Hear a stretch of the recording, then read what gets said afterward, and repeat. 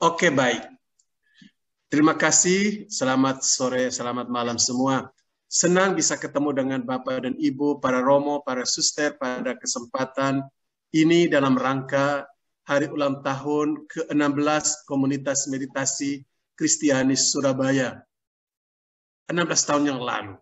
Bersama dengan Bapak Alfian, kami memulainya di rukonya Bapak Alfian, Renata, dan 12 orang kelompok pertama yang tertinggal hanya Bapak Alfian. Setelah pertemuan dan kelompok pertama itu, baru kemudian kita tahap kedua memperkenalkan, kita buat seminar kecil di katedral, kemudian juga di Wisma Karmel Surabaya. Dari situ baru kemudian muncul gelombang kedua, angkatan kedua, Ibu Alvin, Ibu Maudi, ada Bapak Erwin, Bapak Hartono. Ini generasi-generasi awal. Nah, ini sekedar untuk mengingatkan kita 16 tahun lalu bagaimana MK ini memulai di Surabaya. Baiklah, para romo, para suster, Bapak dan Ibu, pada malam hari ini dalam percakapan kita, saya ingin bicara tentang meditasi sebagai jalan hening menuju persatuan dengan Yesus batiniah kita. Rupanya perhatian kita mungkin kepada 3 kata, meditasi, jalan hening, dan Yesus batiniah. Perlu kita ketahui bahwa salah seorang pertapa kuno abad keempat yang sangat berpengaruh dan seorang pertapa cerdas itu namanya Evagrius Ponticus. Evagrius Ponticus ini adalah murid dari Origenes Ponticus. Kemudian murid dari Evagrius Ponticus adalah Yohanes Cassianus. Dan pada abad ke-6 dianggap sebagai murid Yohanes Cassianus yang setia adalah Santo Benedictus. Nanti pada abad ke-14 penulis Cloud of Unknowing ini dianggap sebagai murid setia dari Yohanes Cassianus juga.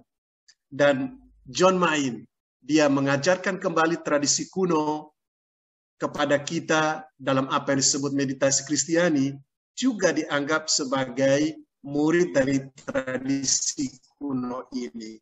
Dan kita semua yang menekuni meditasi Kristiani, kita adalah para murid dari para pertapa padang gurun ini.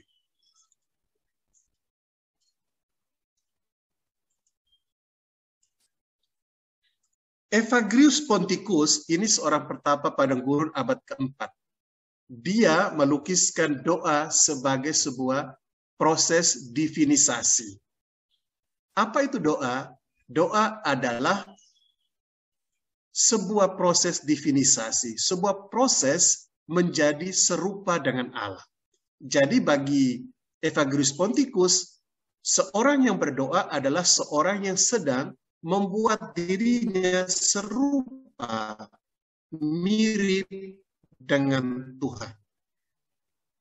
Jadi tujuan doa adalah membuat kita serupa dengan Allah. Keserupaan kita dengan Allah itu, Bapak dan Ibu, secara puncak, katakanlah secara puncak, jadi bentuk keserupaan yang tertinggi manusia dengan Tuhan itu dalam kasih.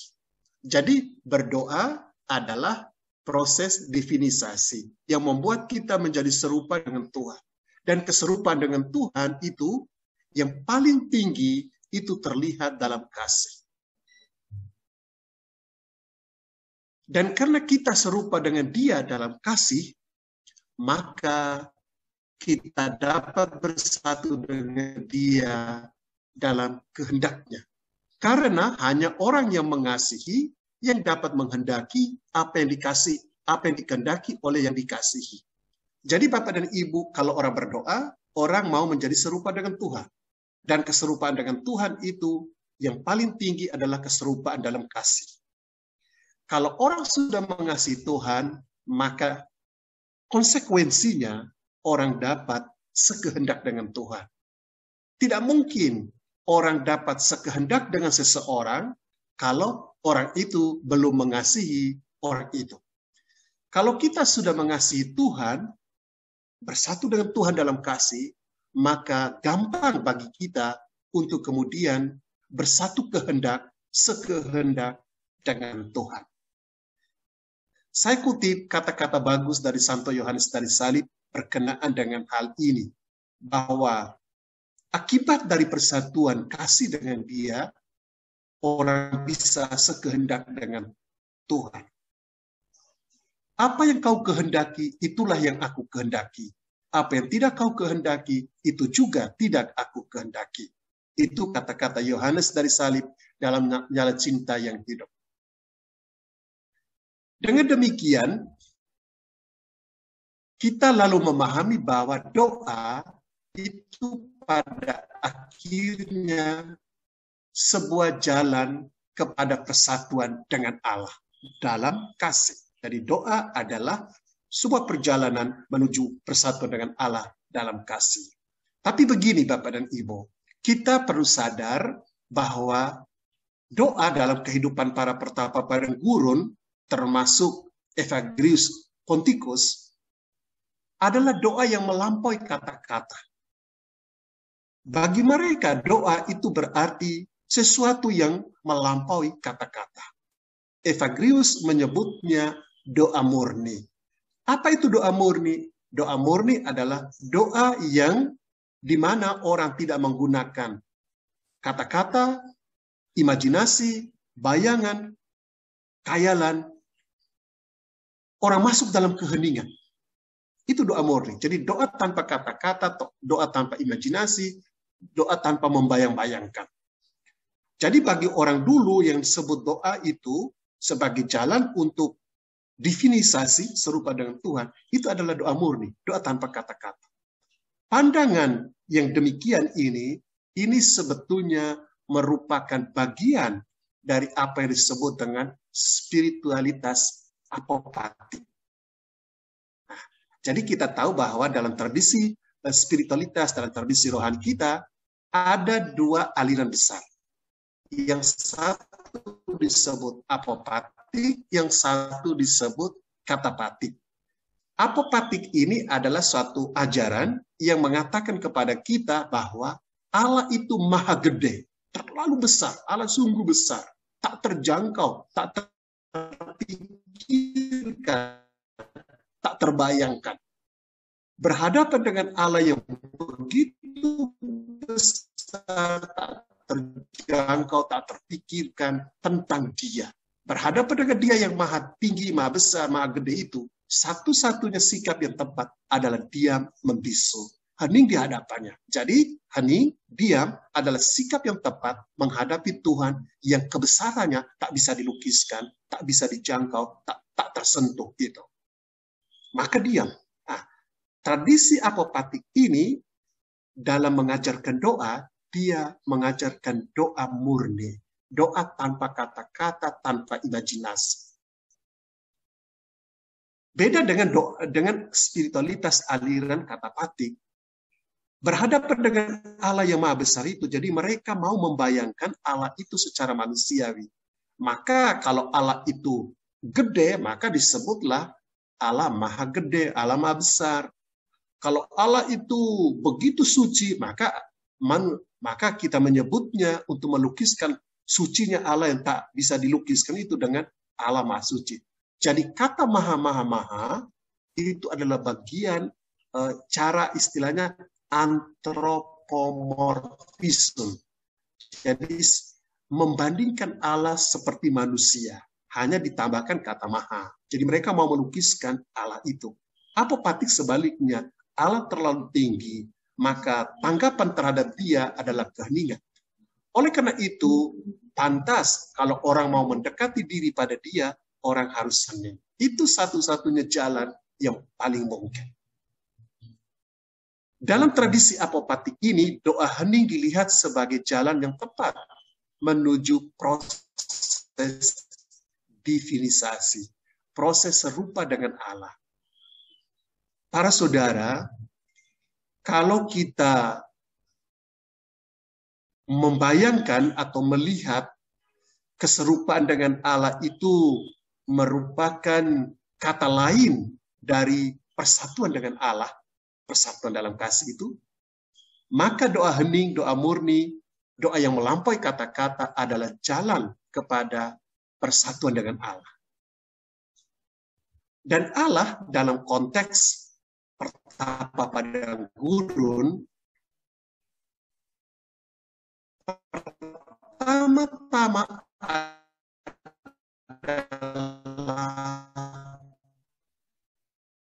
Allah atau Kristus. Ini yang selalu dikutip oleh John Locke. Perjalanan rohani kita itu bukan Allah di luar, tapi Allah di dalam diri. Ini yang orang sebut dengan mistik batin, bukan mistik luar. Jadi kata-kata yang selalu dikutip untuk meneguhkan bahwa Allah itu adalah Allah batinia, Kristus batinia, adalah Lukas 17:21. The kingdom of God within you. Kerajaan Allah ada di dalam dirimu. Bila kita boleh meringkas gagasan ini, kita dapat mengatakan demikian. Doa murni adalah jalan dan hening kepada persatuan dengan Kristus batinia kita. Doa murni yang merupakan bagian dari tradisi doa monologistos, doa dengan satu kata diulang-ulang, saat ini kita kenal sebagai meditasi Kristiani. Maka meditasi Kristiani adalah jalan hening kepada persatuan dengan Kristus batiniah kita. Saya harap Bapak Ibu mulai paham bahwa meditasi Kristiani itu adalah doa hening, doa hanya dengan satu kata. Ini adalah cara yang paling tepat untuk mendekati Allah yang maha besar, yang tak terjangkau, tak tersentuh, tak terpikirkan, tak terbayangkan itu. Satu-satunya sikap, jalan yang paling tepat adalah jalan keheningan. Seperti dikatakan oleh Eckhart, seorang mistik Jerman abad 13, tidak ada satu hal pun yang paling serupa dengan Allah selain daripada keheningan.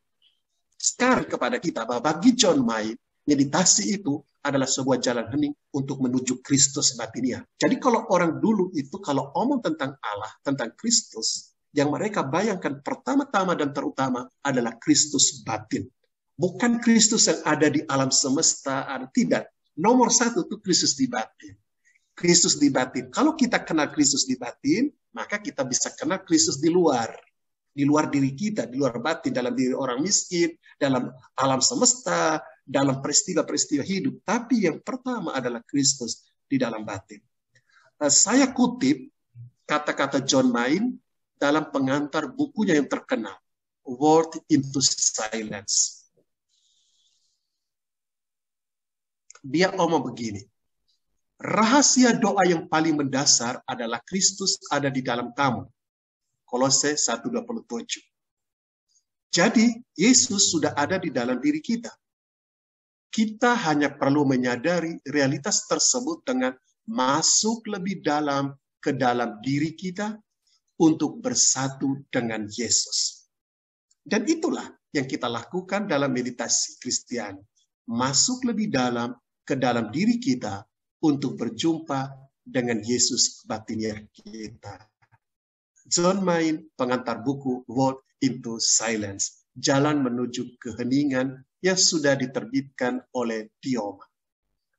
Jadi Bapak dan Ibu, para romo dan para suster, bagi John Main, meditasi adalah jalan masuk lebih dalam ke dalam diri kita untuk bersatu dengan Yesus yang ada di dalam diri kita, Yesus batinia kita. Karena itulah ia selalu mengatakan bahwa meditasi merupakan sebuah peziarahan ke dalam hati. Jadi kalau meditasi adalah jalan menuju batin untuk ketemu dengan Yesus batinia, maka meditasi adalah sebuah peziarah hati, a inner pilgrimage. Mengenai hal ini, saya coba memberikan 1-2 catatan yang barangkali membantu untuk mengerti apa maksudnya dia dengan apa maksudnya John Main dengan meditasi adalah sebuah peziarah batin. Yang mungkin kadang-kala membuat kita bingung atau bertanya-tanya ya. Pertama, yang mau saya katakan, perjalanan ke dalam diri, perjalanan menuju peziarah batin ini, ini adalah seperti berjalan di tempat. Ini harus kita paham.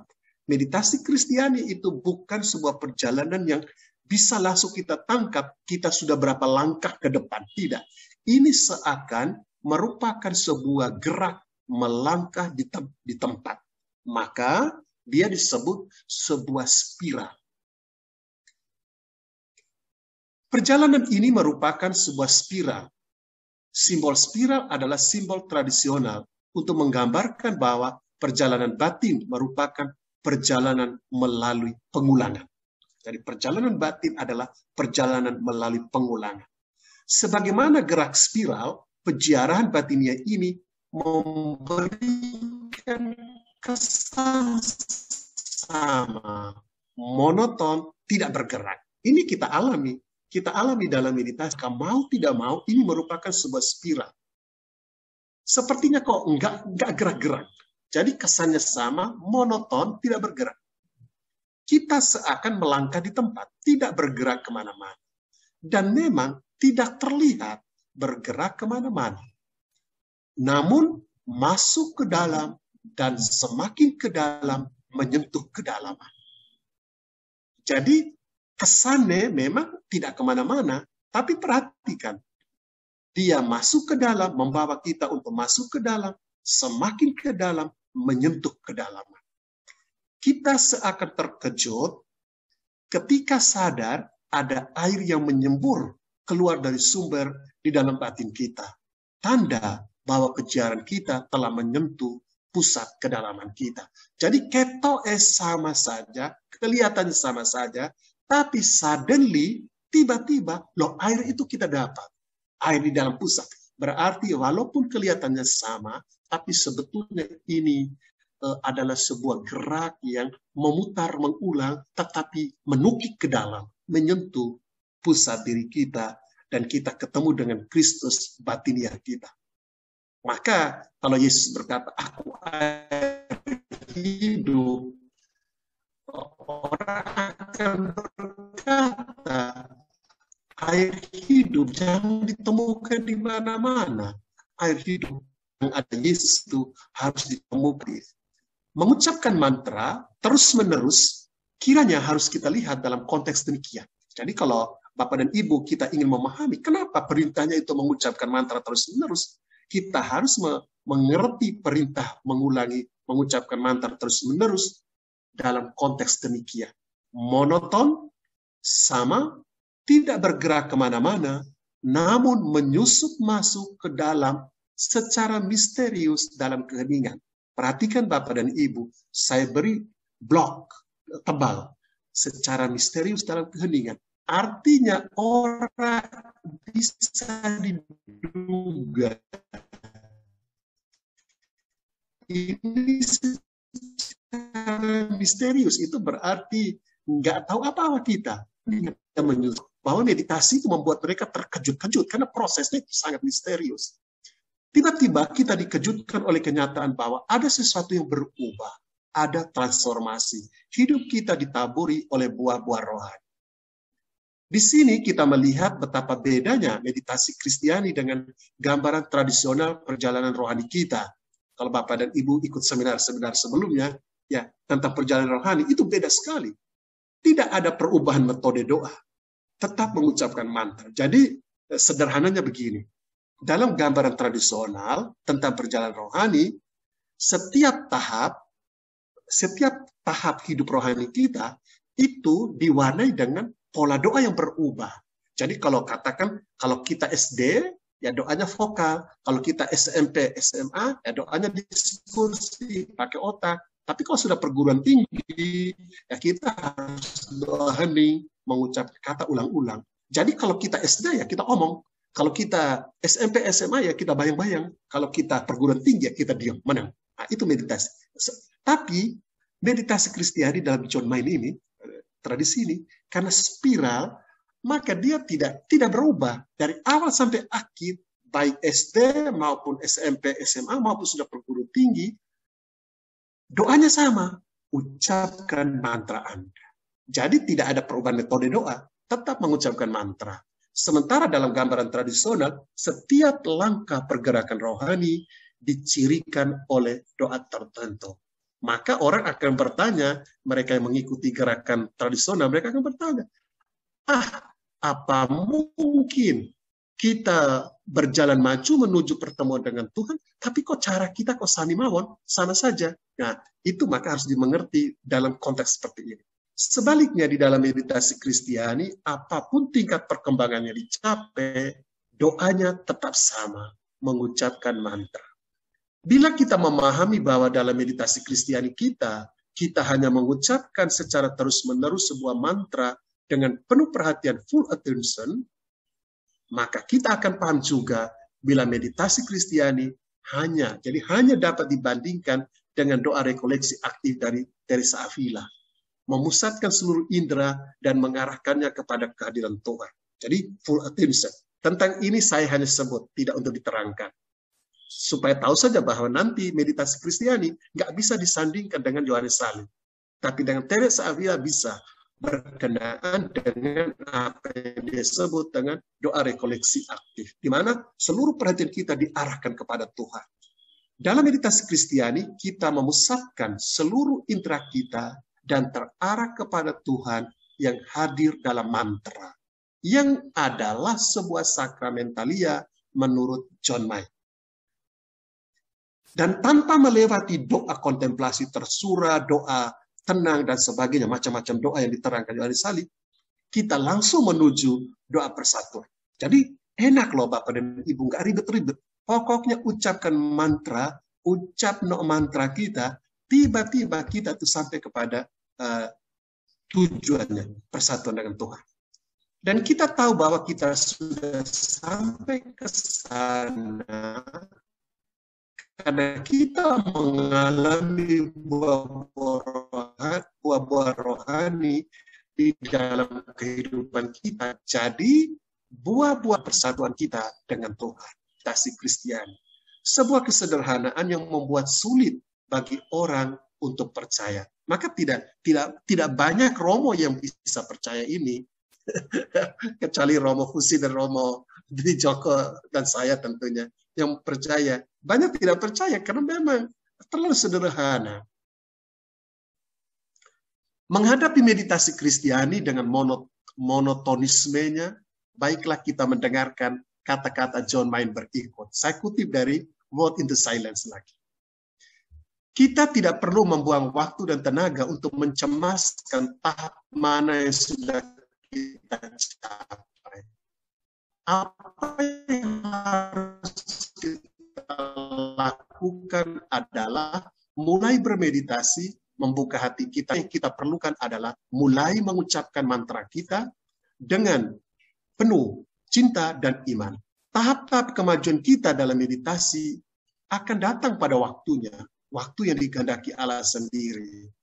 Kalau kita terlalu hanya memikirkan tahap-tahap kemajuan kita saja, maka kita justru akan menghalangi kemajuan itu sendiri. Itu kata-kata John Main yang perlu kita cerna. Jadi bagi John Main, yang paling penting adalah dengan setia mengucapkan mantra kita. Kiranya tidak perlu melihat atau mengevaluasi meditasi kita. Untuk orang yang baru mengenal meditasi dan mulai belajar bermeditasi dengan tekun, memang merepotkan ajaran ini. Tapi kalau baca dengan baik apa yang dimaksudkan oleh John Main, dia hanya ingin mengajarkan. Yang penting itu kamu setia ucapkan kata itu. Pagi, sore, dan sepanjang waktu. Dalam gambaran yang demikian, ketekunan dan kesetiaan amat dibutuhkan. Kita menghadapi sebuah ritual yang monoton dan tidak bervariasi. Padahal kita tahu bahwa dunia superficial adalah dunia penuh variasi dan warna. Mereka selalu bilang begini, variatio delectat est. Variasi itu menyenangkan. Maka monotonisme itu membosankan. Dunia sekarang memang dunia yang superficial, yang ingin variasi, casing toh, maka bedak juga harus diganti-ganti setiap hari. Inilah kesulitan yang menantang bagi kita dalam praktek ini. Ini catatan pertama ya. Bahwa dia ini sebuah spiral, bagaikan melangkah di tempat. Sekarang saya bertemu Kristus Batinia, ini adalah perjalanan dalam labirin. Dalam tradisi kekristenan kuno, gambaran spiral dan labirin memiliki kedekatan dengan gagasan mengenai peziarahan. Jadi kalau omong tentang peziarahan batin, pasti muncul kata labirin, pasti muncul kata spiral. Itulah sebabnya mengapa John Main ketika melukiskan meditasi sebagai peziarahan ke dalam batin, melihat peziarahan itu sebagai sebuah perjalanan dalam labirin. Saya kutip buku yang bagus, Saliwell, dalam bukunya A Labyrinth, Prayer Handbook. Dia menulis demikian. Pada intinya, labirin adalah sebuah jalan kecil dengan belokan dan tikungan dalam satu pola yang kompleks dan ruwet di sekeliling sebuah titik pusat. Jika seorang pejalan kaki mulai melangkah ke dalam labirin, mengikuti jalan kecil itu, asal saja ia melangkah dengan setia, maka ia akan sampai ke titik pusat. Jadi, asal melangkah dengan setia.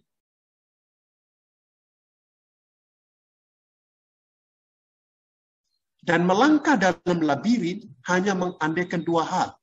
Melepas apa yang di belakang dan maju terarah ke depan. Hal ini mau mengatakan bahwa perjalanan dalam labirin mengandung tindakan melepaskan, mengabaikan apa-apa yang menghalangi gerak maju ke depan. Apa yang dikatakan oleh saya meditasi sebagai perjalanan di dalam labirin. Jalan penuh lika-liku, tetapi bila kita setia melangkah, perjalanan tersebut akan membawa kita ke titik pusat, tempat di mana kita berjumpa dengan yang ilahi, Kristus Batinia. Jadi, Bapak dan Ibu, para meditator, ini adalah sebuah perjalanan labirin. Perjalanan ke dalam batin, siaran ke dalam batin ini adalah sebuah perjalanan labirin. Yang paling penting ialah setia melangkah. Itu saja obatnya. Tidak usah hal-hal lain dipedulikan. Setialah melangkah. Yang bagi kita artinya ucapkan mantra itu. Meditasilah 2 kali sehari, pagi dan sore atau malam. Oke. Sekarang saya coba memperlihatkan bahwa meditasi memang sebuah inner pilgrimage. Tapi peziarahan batin ini ada beberapa tahap. Kalau kita mengutip Evangelus Ponticus, dia memberikan beberapa tahap. Saya coba terangkan secara singkat, tapi Bapak Ibu bisa baca sendiri karena teksnya sudah saya berikan kepada Ibu Lastri. Tahap pertama itu bertobat. Bertobat itu berarti saya memutuskan untuk mulai melakukan perjalanan. Saya memutuskan untuk mulai bermeditasi. Setelah saya memutuskan untuk mulai bermeditasi, tiap hari, pagi dan sore, maka kedua adalah menerima disiplin. Jadi, saya mulai belajar merangkul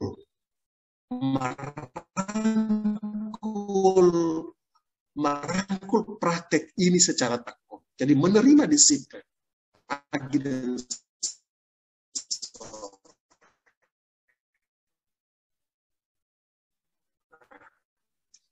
Antusiasme awal, waktu kita bertobat, kita mulai memutuskan untuk mulai melangkah, diuji ketika kita berhadapan dengan disiplin yang menuntut.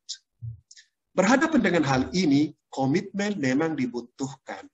kita berusaha menyatukan dua periode meditasi kita dengan kehidupan harian kita. Dan ini butuh waktu juga. Dan lagi, kita juga membutuhkan waktu untuk mengakarkan mantra ke dalam hati kita. Tetapi dalam perjalanan waktu, disiplin meditasi kita menjadi sebuah Katarina dari Siena. Karena rupanya batinia, Kristus batinia ini jangan dibayangkan seperti saya melangkah dari Malang dan Tuhan itu ada di Surabaya. Jadi berjalanlah saya melalui jalan meditasi, saya melangkah langkah demi langkah melalui Pandaan, melalui itu kemudian melalui bendungan itu, lumpur Lapindo, kemudian baru masuk Surabaya. Tuhan ada di sana. Tidak. Ketika saya melangkah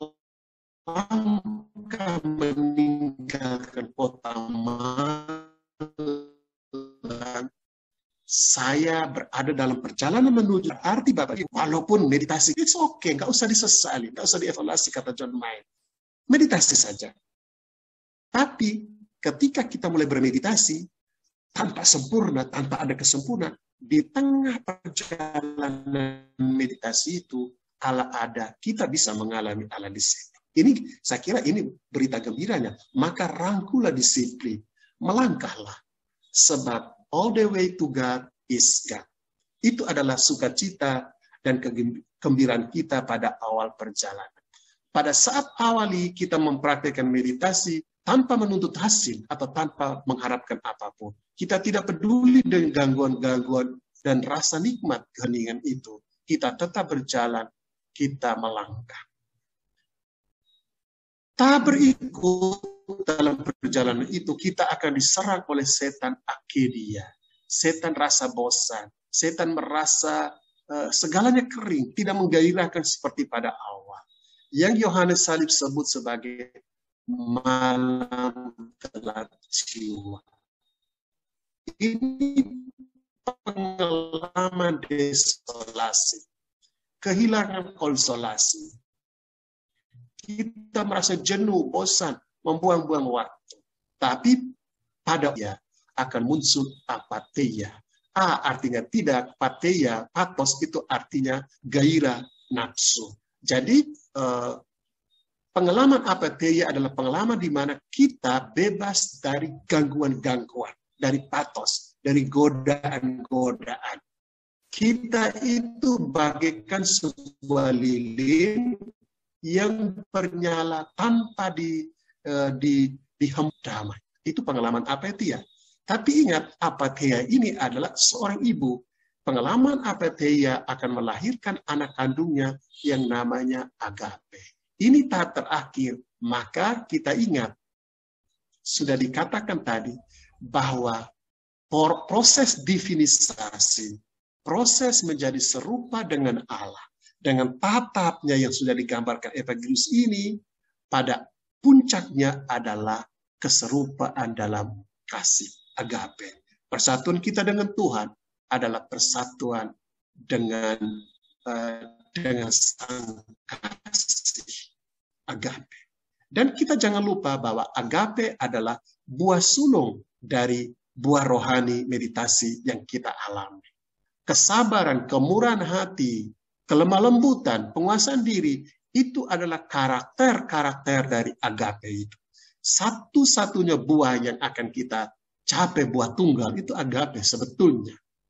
Meskipun Evagrius menghadirkan tahap-tahap perjalanan ini seakan linear garis lurus, tetapi ia sadar bahwa perjalanan rohani itu sesungguhnya berbentuk spiral dengan tahap-tahap yang perjalanan rohani tak dapat diukur sebagaimana kita mengukur perjalanan fisik kita. Buah-buah meditasi adalah ukuran yang sesungguhnya dari kemajuan kita itu. Sebuah pertumbuhan dalam cinta, compassion, keterpusatan pada orang lain, dan damai.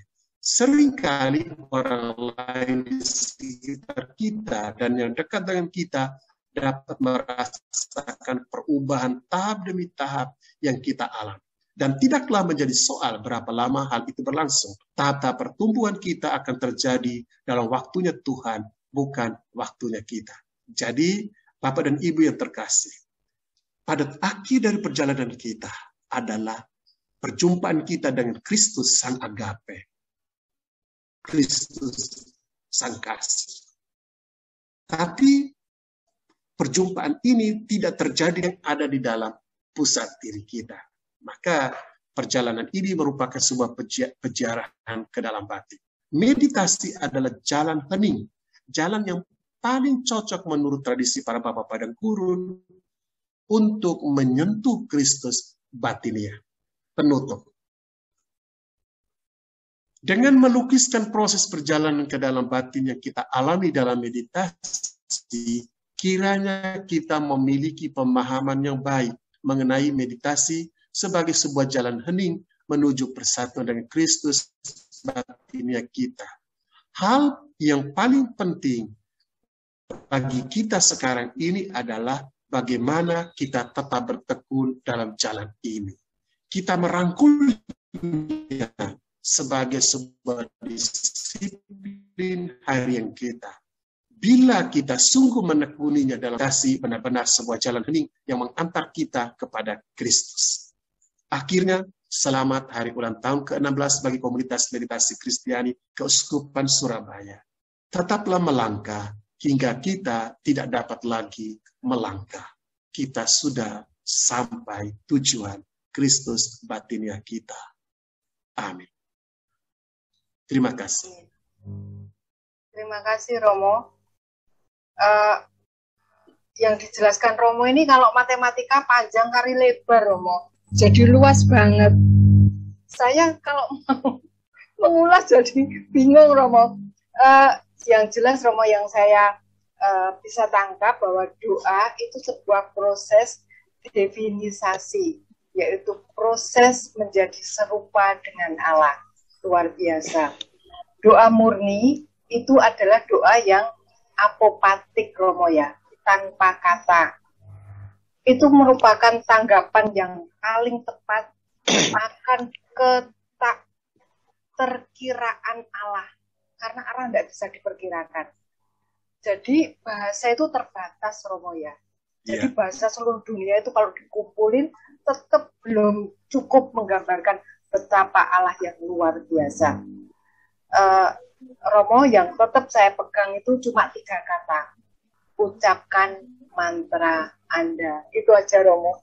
Terima kasih. Terima kasih. Terima kasih. Bapak Ibu, kalau yang mungkin ada pertanyaan, bisa saya lihat di kolom chat.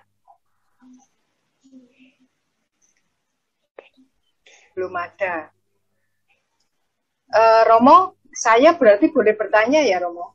Ya, boleh. Romo tadi Romo sebutkan sakramentalia Romo. Sedangkan di kita ada sakramen, tapi ada sakramentalia. Karena waktu saya belajar 12 langkah, itu ada sakramen saat kini. Mau dijelaskan Romo? Ya, kalau disebut sakramen, jadi sakramen itu kan tanda kelihatan dari Allah yang tidak kelihatan. Jadi sakramen itu kita kenal dengan 7 sakramen. Tetapi ada tanda-tanda lain yang menyerupai sakramen yang memiliki kemampuan untuk menghadirkan Tuhan, untuk menandai hadirnya Tuhan. Itu disebut sakramentalia. Nah, mantra ini membantu kita untuk mengenal hadirnya Tuhan. Bagi John Main, mantra itu adalah sebuah sakramentalia. Tuhan hadir dalam mantra itu. Tuhan hadir dalam kata itu. Kenapa? Karena kata itu adalah kata dari kitab suci. Maranatha itu kan kata kitab suci. Dan Tuhan hadir dalam katanya, Tuhan hadir dalam sabdanya. Setiap kali kita mengucapkan sabda Tuhan, Tuhan hadir di situ. Maka sabda Tuhan adalah sebuah kata yang diambil dari sana, itu sebuah sakramentalia. John Main melihat mantra yang kita ulang-ulangi, yang diambil dari kitab suci ini adalah sebuah sakramentalia. Bukan sakramen, Karena sakramen itu selalu kita pahami sebagai tulis sakramen itu, tapi sebuah sakramentalia, ya, artinya menyerupai sakramen. Begitu. Terima kasih Romo. Bapak Ibu, mumpung ada Romo Siri, silahkan bertanya kalau ada yang mau bertanya. Mungkin bisa langsung. Silakan Bapak Ibu, Suster, Romo, Pak Alfian, Bu Lastri, saya sebut satu-satu ini. Monggo silakan.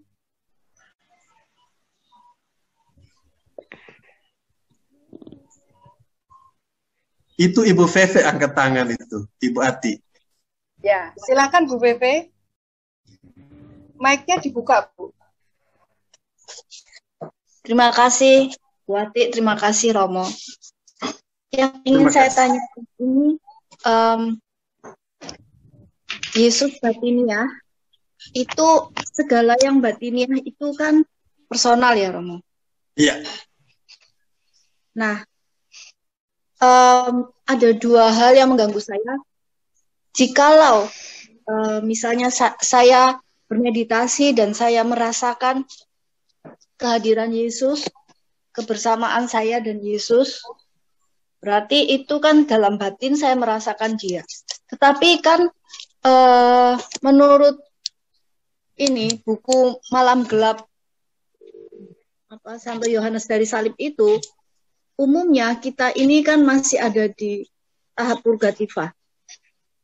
Jadi ada ego-ego, ada kesombongan-kesombongan yang harus kita cermati, harus kita sadari terus-menerus, sehingga Yesus batiniah ini bisa dalam arti tertentu itu berbahaya.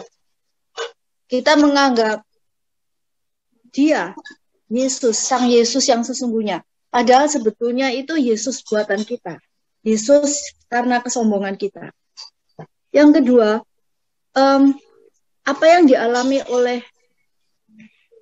John Main tentang kata doa Maranatha ini, yang sakramentalia ini, bukankah ini juga Maranatha yang batiniah? Jadi ini cocok pas untuk John Main. Sebetulnya saya setuju bahwa kita semua patuh pada kata doa Maranatha ini, tapi ada sesuatu yang istilah batiniah ini yang sangat subjektif, sangat personal, dan ini menandai keintiman tertentu dan semacam kerahasiaan relasi saya, relasi Romo, relasi kita semua dengan Yesus. Nah, apa yang dialami oleh John Main lalu diterapkan untuk kita semua, apakah ini nggak perlu ada catatan-catatan khusus yang mungkin lebih rumit, tak sesederhana itu? Terima kasih Romo, maaf kalau terlalu panjang. Saya lebih tangkap pertanyaan kedua daripada pertanyaan pertama, Ibu Pepe, tapi saya coba mengertinya ya. Memang mantra itu adalah pilihan personal, karena perjalanan ini adalah sebuah perjalanan batiniah. Nah, John Main itu sebetulnya dia meniru gerakan pertapa kuno Padang Gor, dan dia menempatkan dirinya sebagai guru. Ya, dan kita adalah murid-murid. Kita ini bagaikan pertapa-pertapa muda yang datang ke Aba, dan Aba itu adalah John Main. Ibu Feve baca di buku itu, buku yang murni hati itu, pertanyaan pertama seorang calon pertapa padang gurun kepada Aba yang dia pilih sebagai guru pembimbing rohani adalah, Father, Aba, give me a word. Berilah saya kata. Sederhananya begitu. Nanti Aba itu akan dialog omong dengan kita. Setelah dia omong-omong dengan kita, oke toh anak baru ini pakai kata ini. Jadi sehingga berbeda guru, berbeda kata. Walaupun nanti kita akan tahu dari ceritanya ini Yohanes Cassianus, bahwa ada kecenderungan untuk memilih Mazmur 70 ayat 2. Ya Allah bersegeralah menolong aku. Tapi prinsipnya itu setiap guru setelah, ini kan diagnosa, wawancara. Lalu dia beri, oh ini anak ini waktu dulu di kampungnya ini kurang tertib hidupnya, suka curi. Maka kata cocok untuk dia itu adalah jangan ambil barang orang. Kurang lebih begitulah cara berpikir orang itu. Jadi berilah kata. John Main itu guru Abba, dan dia memberikan kepada kita yang datang belajar bersama dia memberikan kata itu. Dalam konteks ini memang mantra itu personal, saya bisa milih mantra itu sesuatu yang mantra Maranatha itu dianjurkan. Tapi kalau kita membaca John Main dalam konteks pertapaan padang gurun, itu kita memang dalam tanda petik ya, asal dimengerti konteksnya dengan baik, itu sebetulnya wajib. Kalau kita baca konteks, karena seorang murid itu dia punya kaul, dan bahkan satu-satunya kaul pada saat itu adalah taat pada Abba. Abba memang mengatakan saya usul engkau untuk ucapkan ini, tapi kalau orang tahu konteks ini dulu, itu artinya wajib. Satu-satunya kaul yang kita tahu yang dihayati oleh orang padang gurun itu taat. Apa yang dikatakan oleh sang guru itu diikuti. Begitu. Maka kan orang tanya kepada saya, itu bagaimana Romo? Kami kalau pakai kata lain boleh saja, terserah, tapi itu bukan identitas Kristiani. Nah, pada titik tertentu itu kita harus baca begitu. Walaupun benar juga bahwa itu pengalaman personal, tapi pengalaman personal yang di-share-kan kepada murid-muridnya. Murid-muridnya menanggapi sebagai aba-aba muda, pertapa-pertapa muda yang datang berguru pada sang guru. Apa artinya dia guru kalau kita tidak mendengarkan dia? Kurang lebih begitu cara membaca konteks waktu itu ya. Jadi Ibu Feve, mungkin paling aman pertanyaan ini kita bawa masuk dalam konteks pada saat itu. Nah, itu. Lalu pertanyaan kedua, Yesus Batinia itu sebetulnya bukan Yesus yang kita bayangkan. Jadi Yesus yang tidak terbayang. Yesus Batinia itu adalah Yesus yang sadar atau tidak sadar, itu memang ada. Ada di dalam diri kita, karena kita ini adalah bekas karya tangannya. Jadi istilah orang dulu itu apa? Mereka bilang, kita ini adalah vestigium et umbra Dei. Kita ini adalah bekas tangan Allah dan bayangannya. Maka dia ada di sini. Dia ada dalam diri saya, di dalam hati saya. Oleh karena itu, kita tidak membayangkan Yesus ada di dalam. Kita tidak membayangkan. Kita tuh cuman dalam diam, dalam konteks meditasi itu, dengan mengucapkan kata itu, kita masuk. Jadi keheningan itu adalah jalan kepada dia. Tanpa bayangan, tanpa pikiran, tanpa apa, maka doa murni. Cuman kalau kita bilang hening tanpa kata-kata, tanpa sebuah kata pun yang kita ucapkan, kesulitannya itu, pikiran itu akan membantai kita. Jadi sebetulnya pemilihan sebuah kata itu adalah kompromi yang paling mungkin antara tanpa kata-kata dan menggunakan kata seminim mungkin. Jadi sudah diminimalisir lah. Nah, itu adalah kompromi yang paling mungkin secara manusiawi yang bisa kita lakukan.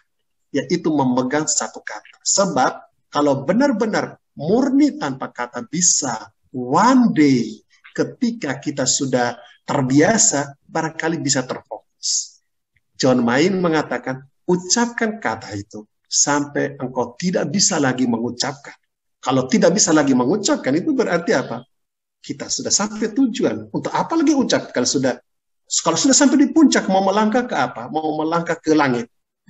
Sudah sampai di puncak. Gambarannya kan begitu. Ya Ibu.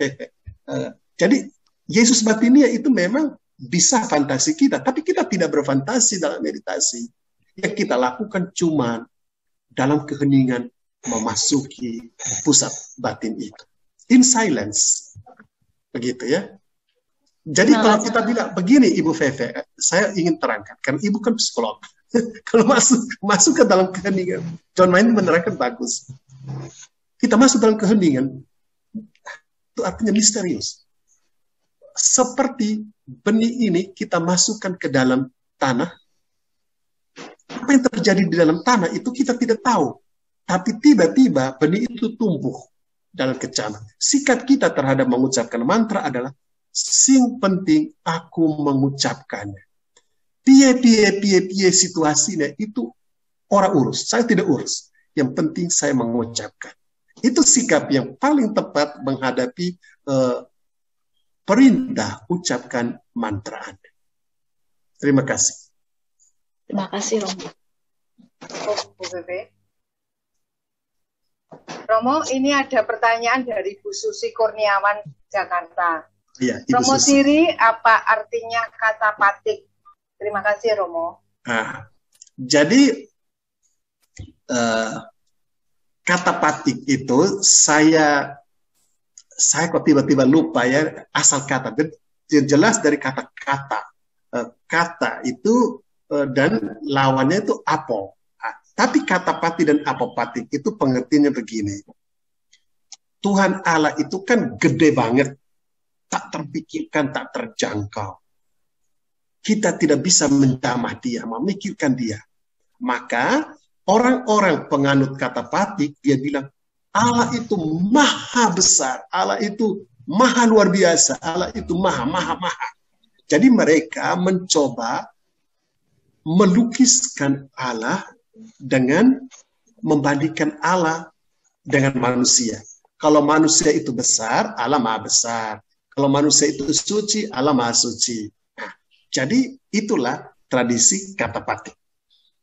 Raja dari tradisi kata patik itu kata orang-orang rohani, ahli dalam bidang itu mereka bilang raja dari kata patik itu adalah latihan rohani Ignatius dari Loyola. Semuanya dipikirkan. Jadi Gusti Allah itu iso dipikirin. Tapi orang yang apopatik itu menenguai berhadapan dengan Allah, mereka tuh tenang, diam, hening berhadapan dengan Allah. Mereka bilang, berhadapan dengan Allah yang maha besar itu, kita hanya bisa diam membisu. Tidak bisa omong apa-apa. Sama seperti kalau kita mengagumi sesuatu yang menakjubkan sekali, kita itu mungkin hanya bisa wah, hanya begitu. Kita tidak bisa omong apa-apa. Tak terlukiskan kehebatan luar biasa, ajaib. Nah, itu namanya apopatik. Doa dalam tradisi apopatik ini adalah doa murni yang sekarang kita sebut meditasi Kristiani. Doa tanpa berkata, tanpa memikirkan, tanpa membayang-bayangkan. Doa hening. Jadi doa murni inilah meditasi Kristiani saat ini. Ya, jadi itu apopatik. Kata patik itu tadi. Kalau kita sudah mulai teman-teman karismatik itu sangat kata patik ya, teman-teman karismatik karena mereka akan Adonai, alam besar, alam apa itu. Begitu Terima kasih Romo Siri. Terima kasih. Jadi berlawanan ya Romo ya. Iya, berlawanan. Tapi ya, komplementer, berlawanan tapi nggak bisa disisihkan. Walaupun saya ini umpamanya Ibu Susi itu adalah penganut apopatik meditasi, tapi pada hari lain Ibu kata patik waktu Ibu Ekaristi itu memuji kemuliaan Allah, Te Deum Laudamus, itu kata patik. Jadi nggak bisa aku ini dan ini tidak, ini komplementer. Jadi sama seperti nasi dan kerupuk lah. Kalau tidak bisa orang hanya makan kerupuk, orang harus ada nasi dan kerupuk. Jadi gitulah. Tetap berhubungan ya, ada hubungan. Berhubungan. Terima kasih Romo Siri. Terima kasih Romo, luar biasa. Bapak Saya Ibu. Romo. Apa? Monggo Romo ya. Romo Fusi. Romo Fusi. Romo Fusi. Yang menarik adalah sepenangkapan saya bersatu dengan Kristus ini tidak lagi mempersoalkan bahasa. Keheningan. Baik bahasa diam maupun bahasa vokal menurut saya yang saya tangkap dari paparan Romo Sirakus tadi bahwa berbahasa kepada Allah dengan bahasa diam maupun bahasa vokal itu adalah cara manusia menempatkan diri di hadapan Allah, tapi yang kalimat terakhir tadi ajakan untuk bersatu dengan Allah yang maha tak terjangkau itu tidak, bagi Allah tidak lagi dipersoalkan kalian murid-muridku itu mau ngomong atau mau diam. Iya. Sehingga bukan lagi kelas tingkatan, tapi tadi yang misteri spiral tadi, sebuah perjalanan yang spiral dalam. Maka tadi yang menarik di penutup penjelasan barusan Romo Sirakus membedakan dua hal itu, tapi dua hal itu adalah komplementer, sehingga bahasa doa vokal maupun doa murni tanpa kata itu bukan cara doa yang dipisahkan, tapi cara doa yang saling melengkapi. Ada saatnya kita doa tanpa kata, namun ada saatnya kita memuji Tuhan dengan vokal secara khusus dalam Ekaristi sebagai keterbatasan kita untuk berhadapan dengan Allah. Karena kadang-kadang kita mengalami kefanatikan, ya, kalau kefanatikan ini ekstrim kanan rohani. Ya, kalau sembahyang vokal ya sembahyang vokal, lalu melemah, menganggap yang tidak vokal itu di bawah rohani yang vokal. Sebaliknya superioritas doa hening, lalu menganggap bahwa doa kepada Tuhan dengan vokal itu doa yang kelas SD, kelas TK, kelas bawah ya. Doa yang perguruan tinggi itu adalah doa yang semakin tadi. Tapi Romo Sirakus menjelaskan bahwa bukan tingkatan, tapi sebuah spiral komplementer. Ya, ini hanya untuk jelas saja disposisi dua cara doa yang sangat istimewa, namun saling melengkapi, baik doa vokal maupun doa tanpa kata. Yang tanpa katanya pun ini yang dikompromikan dengan kata mantra tadi yang Romo Sirakus jelaskan. Itu Romo. Ya, terima kasih Romo Fusi. Memang itu keterangan yang membantu untuk memang membuat kita tidak saling menyingkirkan, tidak merangkul, karena spiral itu mengandaikan ada titik yang sama yang diulangi, tapi semakin mendalam. Jadi doa, walaupun kita kemudian melangkah ke dalam doa meditasi Kristiani, doa hening, doa murni ini, tetapi pada suatu saat, satu momen dalam hidup kita sebagai orang Kristiani, kita memang membutuhkan tetap doa vokal, doa imajinasi. Walaupun istilahnya main menu, jadi menu utama saya memang sudah main menu saya memang ini, tapi penopang-penopang yang lain dibutuhkan. Sebab main menu ini hanya bisa betul-betul terwujud bila ditopang juga oleh faktor-faktor lain. Begitu kurang lebih Romo Fusi. Terima kasih Penanda Sandra. Terima kasih Romo. Ini saya di tengah-tengah Romo ini jadi minder saya ini.